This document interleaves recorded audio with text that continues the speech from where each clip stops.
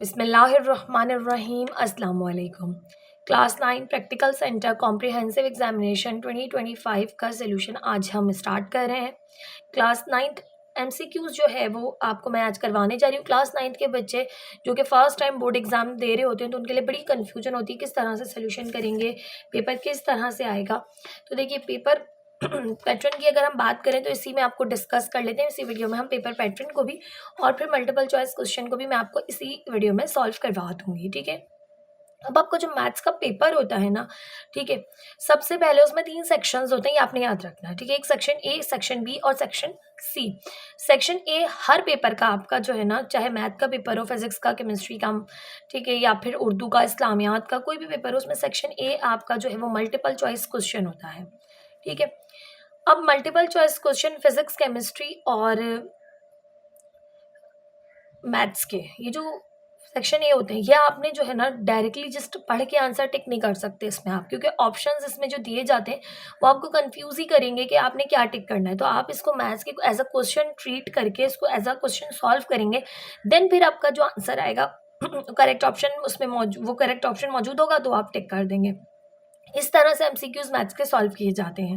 मैं आपको बिल्कुल इसी तरह से सॉल्व करके समझा के जो है वो करवाऊंगी, ठीक है। इसके अलावा अगर सेक्शन बी की बात करें, अच्छा ये 15 जो है वो एमसीक्यूज होते हैं आपके ज़्यादा से ज़्यादा, ठीक है, 15। इसके बाद सेक्शन बी आ जाता है जिसमें शॉर्ट आंसर क्वेश्चन होते हैं। अभी जो शॉर्ट आंसर क्वेश्चन हैं ये आपके कुछ यूनिट हैं, ख़ास यूनिट हैं जिनकी आप तैयारी अगर अच्छे से कर लें, क्योंकि पेपर जैसे पैटर्न देखा जाए लास्ट ईयर्स का, तो कुछ क्वेश्चंस ऐसे हैं जो कि चैप्टर जो है कि एक्सरसाइज की पर्टिकुलर पोर्शन से रिपीट हो रहे हैं, यानी कि इस सेक्शन के अंदर वो क्वेश्चन उसी एक्सरसाइज से कोई एक क्वेश्चन आ जाएगा। तो वो एक्सरसाइजेस काफ़ी आपके पास जब मैं करवाऊंगी सेक्शन बी तो मैं आपको वो एक्सरसाइजेस के नाम भी बताऊंगी, ठीक है। किन क्वेश्चंस की तैयारी आप कर लें एक्सरसाइज के तो आपका सेक्शन बी जो है वो अच्छे से, बहुत अच्छे से जो है ना वो हल हो जाएगा। तो सेक्शन बी जो है वो आपकी शॉर्ट क्वेश्चंस कहलाते हैं, लेकिन होते ही एक्चुअल शॉर्ट नहीं है, ये भी थोड़े से आपके पास लेंदी क्वेश्चंस होते हैं, ठीक है। इसमें आपके पास आते हैं क्वेश्चंस 10 क्वेश्चंस आते हैं और इसमें से आपने कोई 6 अटेम्प्ट करने होते हैं। अब बहुत इजी हो जाता है सेक्शन बी को सॉल्व करना, क्योंकि देखिए इतने 10th क्वेश्चन है और आपने उसमें से 6 अटैम्प्ट करने हैं, ठीक है। तो 2 से स्टार्ट हो रहा है 11 तक, इट मीन्स के 10 क्वेश्चंस हैं और 10 क्वेश्चंस में से 6 क्वेश्चन करना बहुत इजी है, क्योंकि आपके पास ऑप्शंस होते हैं कि आप कौन सा क्वेश्चन अटैम्प्ट करें। तो 4 क्वेश्चन की आपके पास यहाँ पर चॉइस है। अच्छा सेक्शन सी की बात करें तो सेक्शन सी के अंदर हमारे पास 1 2 3 4 5 क्वेश्चंस आते हैं और इन 5 क्वेश्चंस में से आपने कोई 3 क्वेश्चंस अटेम्प्ट करने होते हैं, ठीक। सेक्शन ए आपका 15 मार्क्स का हो गया, सेक्शन बी 30 मार्क्स का और सेक्शन सी भी आपका 30 मार्क्स का होता है, ठीक है। इसमें एक क्वेश्चन जो है वो 5 मार्क्स का होता है और इसमें एक क्वेश्चन जो है वो आपका 10 मार्क्स का होता है, क्योंकि 3 क्वेश्चन अटेम्प्ट करने हैं और सेक्शन 30 नंबर्स का है, ठीक है। और ये भी एक पर्टिकुलर आपके पास एक्सरसाइजेज हैं जहाँ से ये रिपीट हो रहे होते हैं, ठीक है। थ्योरम्स के अलावा एक्सरसाइज की अगर आप तैयारी कर रहे हैं तो एक खास एक्सरसाइजेज है जिनकी आप अच्छे से तैयारी कर लें तो आपका सेक्शन सी भी जो है वो बहुत ईजिली सॉल्व हो जाएगा। जब हम सेक्शन सी सॉल्व करेंगे तो मैं आपको उन एक्सरसाइजेस के नेम्स भी बताऊंगी, ठीक है। आज हम करने जा रहे हैं multiple choice question section A, जो कि मोस्ट इम्पॉर्टेंट जो है वो बच्चों के लिए है आज का, क्योंकि एक्सरसाइजेस तो बच्चों ने तैयारी कर ली होगी बट एमसीक्यूज के लिए बच्चे तैयार नहीं होते। एमसीक्यूज को बच्चे बहुत ही जो है ना फॉर ग्रांटेड ले लेते हैं, बच्चे हो जाएंगे, लेकिन इनकी तैयारी भी आपने अच्छे से करनी है क्योंकि इनसे आप 15 मार्क्स इजीली गेन कर सकते हैं, ठीक। अब स्टार्ट करते हैं मल्टीपल चॉइस क्वेश्चन। इसको मैं आपको सिंप्लीफाई करवा के अच्छे से समझा के सॉल्व करवाऊंगी। तो पार्ट 1 है इसका 5 आयोटा और देखिए डॉट है, 5 आयोटा मल्टीप्लाई हो रहा है -2 आयोटा से, ये इक्वल है किसके। तो इसको सिंप्लीफाई करेंगे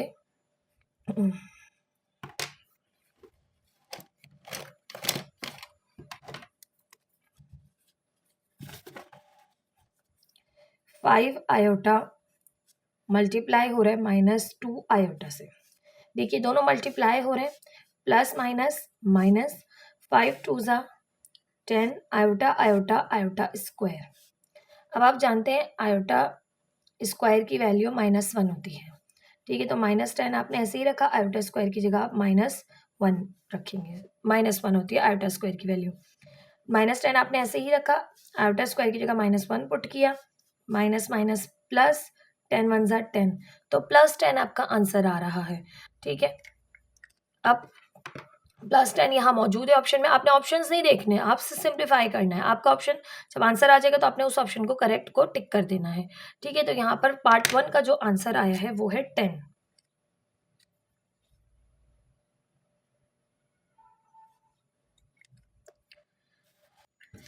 पार्ट नंबर 2 है अब base in natural logarithm is.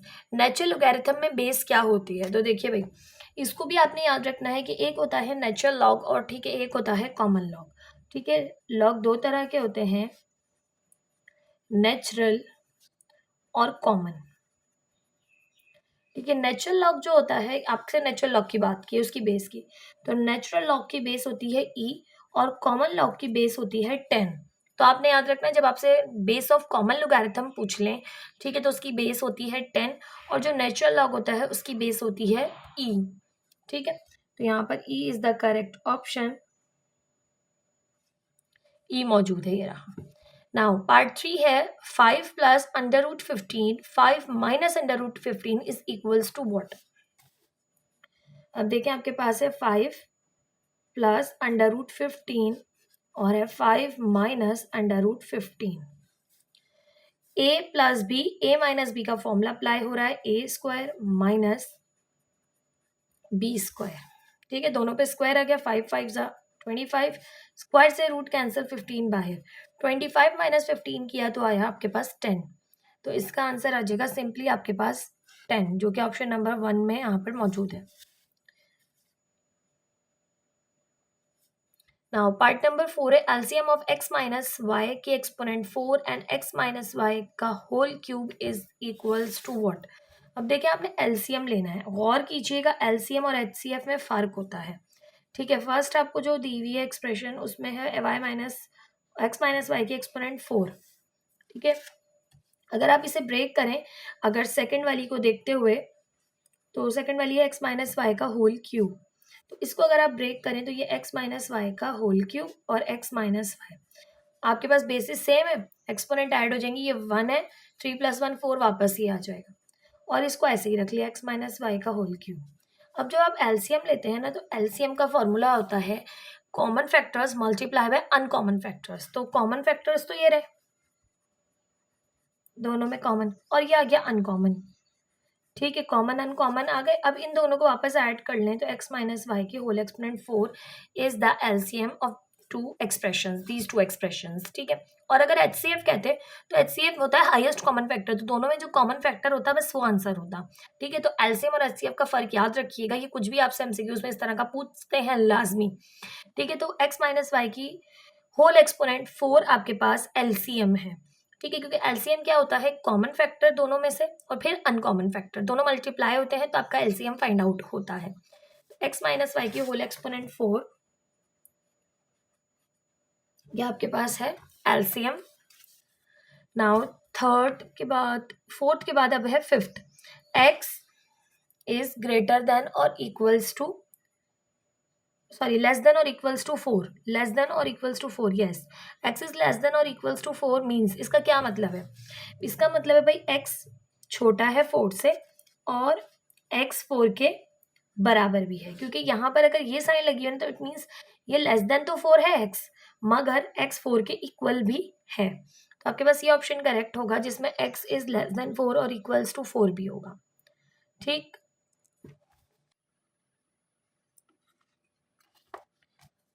तो हमारा x is less than 4 and x equals to 4 ये करेक्ट ऑप्शन है। ठीक है, ये यहाँ पर मौजूद है। Now the two coordinate axis intersect at an angle of, जब दो कोऑर्डिनेट एक्सिस एक दूसरे को इंटरसेक्ट करते हैं तो वो किस एंगल पर करते हैं ये आपने बताना है। ठीक है, अब दो कोऑर्डिनेट एक्सिस एक्स एक्सिस और वाई एक्सिस की बात कर लेते हैं हम। ठीक, दो कोऑर्डिनेट एक्सिस, ये एक्स एक्सिस है और ये वाई एक्सिस है। ठीक है, ये किस आपके पास देखें किस एंगल से एक दूसरे को इंटरसेक्ट कर रहे हैं, तो ये 90 डिग्री से एक दूसरे को इंटरसेक्ट कर रहे होते हैं। यहाँ भी 90, यहाँ भी 90, यहाँ भी 90 और यहाँ भी 90 डिग्री। तो दो कोऑर्डिनेट एक्सेस एक दूसरे को इंटरसेक्ट करते हैं हमेशा 90 डिग्री के एंगल से। ठीक है, 90 is the correct option, 90 degree. Solution set of x square plus 10x plus 24 is equals to 0 is solution set बताना। अब ये भी देखिए सिंप्लीफाई के बगैर तो आप कर ही नहीं सकते। X square plus 10x plus 24 equals to 0। अब यहाँ पर मिडिल टर्म ब्रेक करें। ठीक है, मिडिल टर्म कैसे ब्रेक होती है, फर्स्ट और लास्ट का आपने प्रोडक्ट लेना होता है। ठीक है, सिंपली आपको पता चल रहा है 24 आ गया। 24 का एलसीएम 2 1 2, 2 2 4, 2 6 12, 2 3 6, 3 1 3। अब आपने इस 4 नंबर्स को ऐसे दो नंबर्स में जो है ना वो करना है कि आपके पास प्लस होके तो 10 आए, बट मल्टीप्लाई होकर 24 ही आना चाहिए। वो तो आएगा 2 2 4, 2 3 6, 6 4 24 तो हो गया। ठीक है, और 6 और 4 10 भी हो गए। तो ये फैक्टर्स ब्रेक हो गए 4x plus 6x plus 24 equals to 0 में। x कॉमन है, x प्लस 4 अंदर रिमेनिंग बचा। यहाँ से 6 कॉमन है क्योंकि 6 का मल्टीपल 24 मौजूद है। यहाँ से x बचा और यहाँ से 6 4 था 24। तो ये आ गया x plus 4, x plus 6 equals to 0। अब x की वैल्यू यहाँ से फाइंड आउट करें तो x प्लस 4 को इक्वल लें 0 के, x प्लस 6 को भी इक्वल ले लें 0 के। ठीक है, यहाँ से x की वैल्यू -4, यहाँ से x की वैल्यू -6। ये हमारे पास आ गया आंसर। -4 और -6 तो दोनों नेगेटिव है, तो ये वाला फर्स्ट ऑप्शन आपके पास करेक्ट है क्योंकि दोनों आंसर्स आपके पास नेगेटिव आए हैं। -6, -4 ये सोल्यूशन सेट है। -6, -4। ठीक है, ये था part number 7। Part number 8 simplify करें। इसमें कह रहे हैं centroid is the common point of intersection of. Centroid क्या है भाई, कॉमन पॉइंट है किसके इंटरसेक्शन का। देखिए भाई सेंट्रोइड क्या है भाई, एक ट्राइंगल है। ठीक है, अब ये ट्राइंगल के इस मिड पॉइंट, ये वाला जो वर्टेक्स है, इससे निकलने वाला जो निकलने वाली जो लाइन है वो सामने वाले को दो बराबर हिस्सों में तकसीम करेगी, इधर से भी और यहाँ से भी कुछ ऐसे ही होगा। तो ये है सेंट्रोइड। ठीक है, ये कब होता है, जब तीन मीडियंस आपस में एक दूसरे को इंटरसेक्ट करते हैं। ठीक है, तब बनता है आपके पास सेंट्रोइड। ठीक है, तो ये छोटी सी बात भी आपने याद रखनी है। अच्छा, ये सारी चीज़ें छोटी छोटी आपकी बुक में मौजूद हैं। ये इक्विलेटरल ट्राइंगल, आइसोस्केलस ट्राइंगल, इस तरह के जो है ना आपके पास आ जाते हैं। एल्टीट्यूड का, मीडियन के बारे में, तो ये सब छोटी छोटी चीज़ों को आपने याद रखना है। ये एमसीक्यूज पॉइंट ऑफ व्यू से 1 से 2 एमसीक्यूज इस तरह के ज़रूर आते हैं। तो ये कॉमन पॉइंट जो तीन मीडियंस को इंटरसेक्ट करने के बाद बना, इसे सेंट्रोइड कहते हैं। ठीक है, तो ये कॉमन पॉइंट है। Centroid is the common point of intersection of medians of a triangle. ये मीडियंस ऑफ ट्राइंगल के इंटरसेक्ट होने से बनता है सेंट्रोइड। तो यहाँ पे मीडियंस ऑफ ट्राइंगल आ जाएगा आपका आंसर।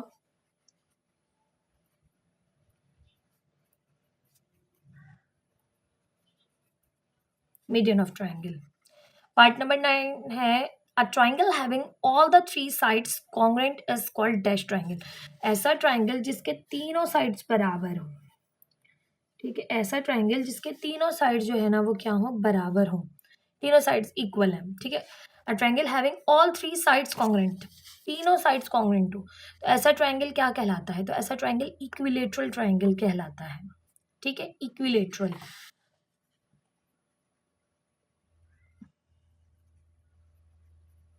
इक्विलेटरल।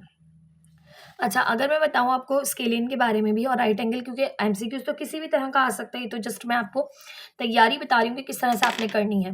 ठीक है, अगर स्केलिन की बात करें तो स्केलिन के लिए क्या होगा भाई, ऐसे ट्राइंगल जिसकी कोई भी साइड्स, ठीक है, triangle having no sides congruent is called, कोई भी साइड्स कॉन्ग्रुएंट ना हो, यानी इस तरह का ट्राइंगल हो। अब आपको पता चल रहा है कोई भी साइड बराबर नहीं है लग रही, तो ये स्केलिन ट्राइंगल है। अगर राइट एंगल होता ऐसा ट्राइंगल जिसका एक एंगल 90 डिग्री का बन रहा, अब वो इस तरह का भी हो सकता है, किसी भी तरह का हो सकता है, 90 डिग्री का एक एंगल बन रहा है, ठीक है, 90 डिग्री का एक एंगल बन रहा है। तो ऐसा ट्राइंगल जिसमें 90 डिग्री का एक एंगल बन रहा हो वो ट्राइंगल राइट एंगल ट्राइंगल होता है, ठीक है। आइसोस्केलेस की बात करें, आइसोस्केलेस में दो साइड्स कॉन्ग्रुएंट होती हैं, ठीक है, ये दो साइड्स ये बराबर है, ये आपके पास अनइक्वल है, ये बराबर है, तो ये आइसोस्केलेस ट्राइंगल होगा, ठीक है। A triangle having two sides congruent is called isosceles triangle. तो अगर चेंज कर दें तो आपने उस हिसाब से याद रखना है, ठीक है। पार्ट नंबर 10 है a quadrilateral having each angle equals to 90 degree and all sides are congruent. अच्छा, कह रहे हैं एक ट्रायंगल क्वाड्रिलेटरल है, क्वाड्रिलेटरल मतलब चार कोनों वाला, ठीक है, जिसमें हर एंगल 90 डिग्री का है और सारी साइड्स भी कॉन्ग्रुएंट है। तो भाई वो क्या हो सकता है, 90 डिग्री और चारों साइडें भी बराबर है, तो ये भी 90 डिग्री, 90 90 90 और ये चारों साइडें भी बराबर है। तो भाई आपको पता है ये तो एक स्क्वायर है, ये तो एक स्क्वायर है, सिंपल। पार्ट नंबर 10 का है स्क्वायर। अच्छा, इसी तरह से अगर आपसे कह देते a triangle a quadrilateral having two angles equals to जो है वो 90 डिग्री, वो फोर एंगल्स, ऑल एंगल्स बल्कि 90 डिग्री, ठीक है, and two sides are congruent, two opposite sides are congruent, दो अपोजिट साइड जो है कॉन्ग्रुएंट है और इन 90 डिग्री का सारी साइड्स एंगल बना रही है, तो वो रेक्टेंगल होता। और आपसे पूछ लेते अगर अब कि भाई if opposite sides of a quadrilateral, जो अपोजिट साइड्स हैं क्वाड्रिलेटरल की, ठीक है, वो क्या है, क्वाड्रिलेटरल की इक्वल है अपोजिट साइड्स, ठीक है। अब अपोजिट साइड्स इक्वल हो गई, but none of them is a right angle, कोई भी राइट एंगल नहीं है, तो राइट एंगल नहीं है तो इस तरह का, तो ये क्या शेप है, कोई भी राइट एंगल नहीं है, राइट एंगल ऐसा होता सीधा कर देते तो कोई भी राइट एंगल नहीं है और सारी ट्राइंगल की साइड्स जो हैं वो अपोजिट साइड्स जो हैं वो बराबर है, तो ऐसा जो है वो पैरेललोग्राम होता है, ठीक है। फिर आपने याद रखना ये पैरेललोग्राम होता है, ठीक है। तो किसी भी तरह से वो आपको चेंज कर कर दे सकते हैं, तो उसके अकॉर्डिंग आपने याद रखनी है छोटी छोटी सी ये चीज़ें। अब आ जाते हैं पार्ट नंबर 11 पर, x1 plus x2 upon 2 plus y1 plus y2 upon 2 is called. ये किसका फॉर्मूला है, तो भाई ये भी आपको याद होना चाहिए, x1 plus x2 upon 2 comma y1 plus y2 upon 2, ये फॉर्मूला है मिड पॉइंट का, ठीक है, मिड पॉइंट फॉर्मूला है। एक लाइन है, इसके कोऑर्डिनेट्स आपको गिवन है, इसके कोऑर्डिनेट्स आपको गिवन है ए बी के, तो मिड पॉइंट मालूम करना है तो आप ये वाला फॉर्मूला अप्लाई करते हैं, तो ये है मिड पॉइंट फॉर्मूला।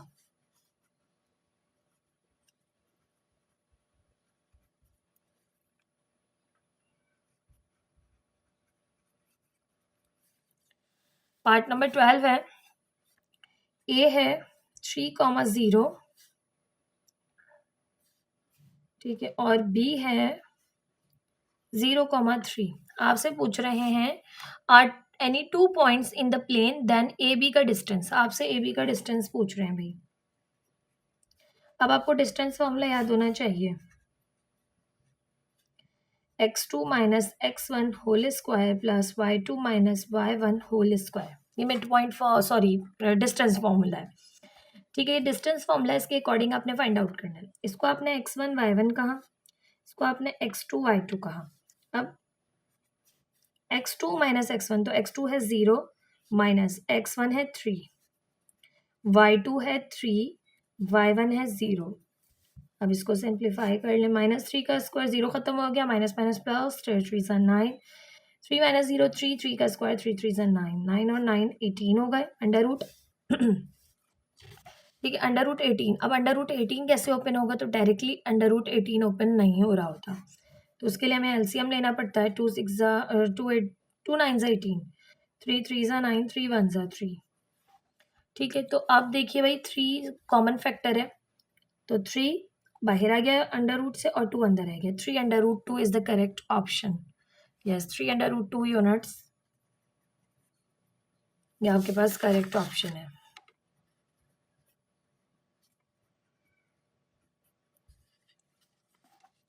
अब that should be added x4 X की exponent 4 plus 4 to make it perfect square. आपके पास है एक्स की एक्सपोनेंट 4 प्लस 4, आपने इसे एक परफेक्ट स्क्वायर बनाना है। तो बनाने के लिए ये स्क्वायर बन रही है, ये भी स्क्वायर बन रही है। It means middle term add और सब्ट्रैक्ट करनी पड़ेगी। फर्स्ट टर्म, लास्ट टर्म, ए का स्क्वायर बी का स्क्वायर प्लस, अब बीच में क्या है, प्लस का 2ab, वो आपने ऐड करना है इसमें। ठीक है, इसको परफेक्ट स्क्वायर बनाना है ना भाई आपने, तो इसमें क्या ऐड करें, तो आप देखें प्लस का 2 आप फॉर्मूले का रखें, ए बी, ए की जगह ये वाली टर्म लिखें, ये ए है, और बी की जगह अंदर वाली लिखनी है आपने, एक्स स्क्वायर, यहाँ लिखना है 2, 2 2 ज़ा 4 एक्स स्क्वायर, ये बन जाएगी। तो आपने 4x स्क्वायर इसमें ऐड करना है इसको परफेक्ट स्क्वायर बनाने के लिए, क्योंकि देखिए ये बन गया a square 2ab plus b square. तो 4x square should be added to make it a perfect square. 4x square is the correct option. Part number 14 है, the point -3, -4 is located in. अच्छा जी, -3 -4, अच्छा मैं ये आपको यहीं बता देती हूँ, मैंने एक जगह बनाए थे एंगल्स। ये एक्स एक्सिस वाई एक्सिस, ये पॉजिटिव एक्स एक्सिस, ये नेगेटिव एक्स एक्सिस, ये पॉजिटिव वाई एक्सिस, ये नेगेटिव वाई एक्सिस। इन दोनों क्वाड्रेंट में एक्स भी पॉजिटिव है, वाई भी पॉजिटिव है। इस क्वाड्रेंट की बात करें तो एक्स नेगेटिव है और वाई पॉजिटिव है। इस क्वाड्रेंट की बात करें तो एक्स भी नेगेटिव है, वाई भी नेगेटिव है, और इस क्वाड्रेंट की बात करें तो एक्स इसमें पॉजिटिव आ रहा है, वाई इसमें नेगेटिव आ रहा है। अब हमारी जो दो वैल्यूज हैं वो कैसी हैं, दोनों नेगेटिव है, एक्स की भी -3 है, वाई की -4 है, दोनों नेगेटिव है, तो दो नेगेटिव वैल्यूज लाई करती हैं थर्ड क्वाड्रेंट में। This is first quadrant, second quadrant, third quadrant, fourth quadrant. ठीक है, एंटी क्लॉकवाइज चलते हैं, first second third fourth. Third quadrant में एक्स भी नेगेटिव होता है और वाई भी नेगेटिव होता है, तो वैल्यू आपकी कहाँ लाई करेगी, इन थर्ड क्वाड्रेंट। तो third quadrant is the correct option.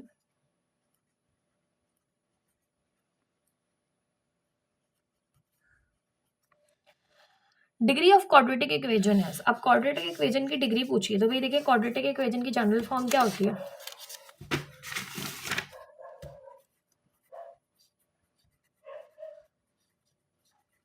तो आप देखें एक्स की हाईएस्ट पावर 2 है, तो डिग्री क्या होती है क्वाड्रेटिक इक्वेशन की, 2।